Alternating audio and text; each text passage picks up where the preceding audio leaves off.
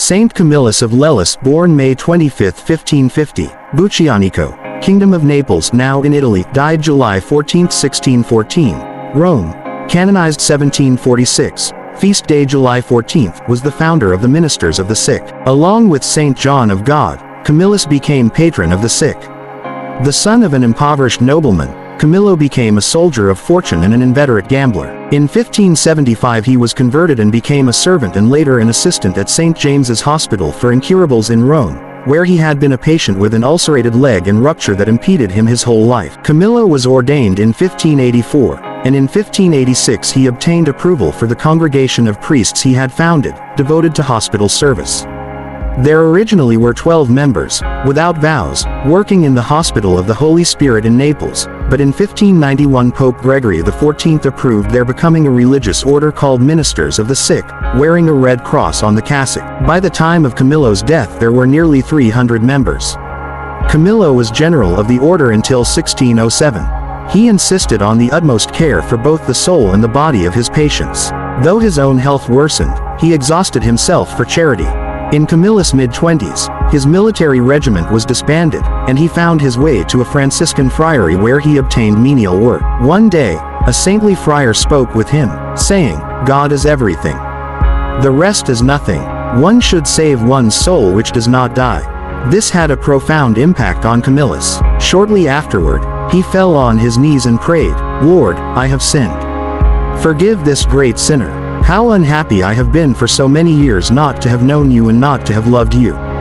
Lord, give me time to weep for my sins for a long time." After this initial conversion, he applied to the friars for admission as an apprentice, but his application was rejected due to his unhealed leg wound. Since the wound on his leg was deemed incurable, Camillus traveled to Rome and found work at St. James Hospital for the incurable.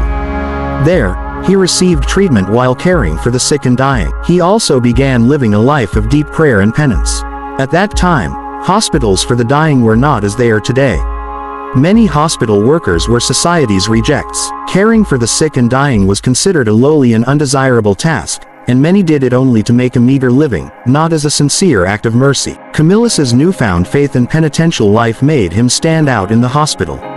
He became such an inspiration that he was made the hospital's director. As director, he tried to form a lay association of charitable hospital workers, but his efforts proved fruitless.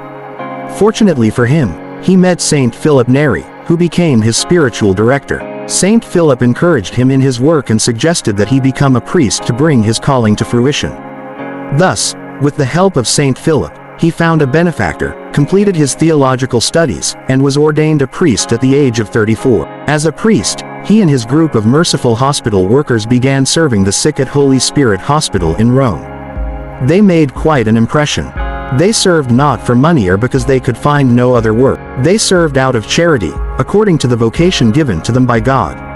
In addition to caring for those at the hospital, they ministered to the homebound and to everyone they found sick or dying. In 1586, after Camillus had been a priest for only 2 years, Pope Sixtus V formally approved his new congregation, named the Order of Clerks Regular, Ministers of the Infirm, later known as the Camillians. In addition to taking the traditional 3 vows of poverty, chastity, and obedience, they took a 4th vow of service to the sick poor, including the plague-ridden, in their corporeal and spiritual needs, even at risk to their own life, having to do this out of sincere love for God. In 1591, Pope Gregory XV raised the congregation to the level of a religious order.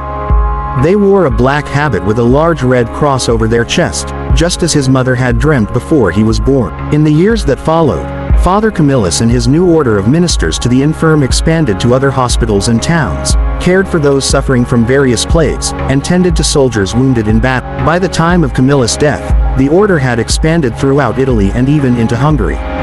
Though his wounded leg remained a source of much suffering throughout his life, he never allowed it to deter him from his work, even if he had to crawl to a patient's bedside. His holiness was evident, as were the gifts of prophecy and healing.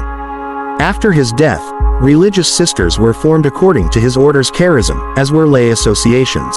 In his service of the poor and sick, Saint Camillus was serving Christ.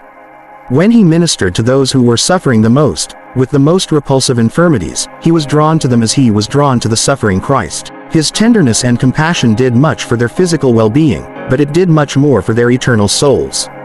As we honor this great founder and saintly convert, consider the contrast we find in his life. He was mostly abandoned and fell into grave sin as a youth, but God touched him and transformed him, doing great things through his life. As you consider his life, consider also your own weaknesses and sins and know that there is always hope for you and for others, and that God can transform your life in glorious ways, doing great things in and through you.